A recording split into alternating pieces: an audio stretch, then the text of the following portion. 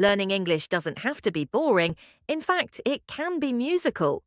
One powerful way to improve your vocabulary, listening skills, and pronunciation is by exploring the lyrics of classic songs. Today, we'll dive into one of the most iconic and poetic pieces in music history, The Sound of Silence by Simon and Garfunkel. This hauntingly beautiful song offers not only a rich emotional experience, but also a chance to engage with meaningful language, metaphors, and cultural context. Let's explore its message, its melody, and how it can help you on your English learning journey.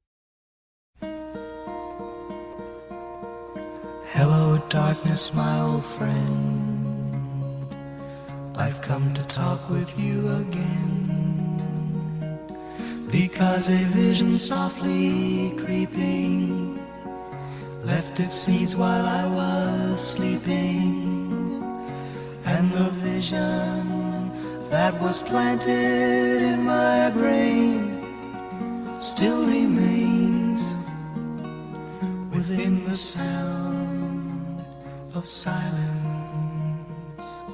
In restless dreams I walked alone,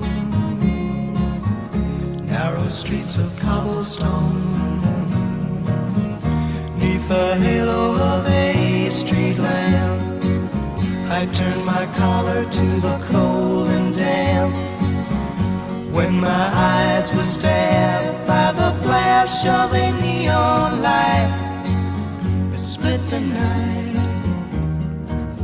and touched the sound of silence. And in the naked light I saw 10,000 people, maybe more, people talking without speaking, people hearing without listening, people writing songs that voices never shared. No one dared disturb the sound of silence. Fool, said I, you do not know,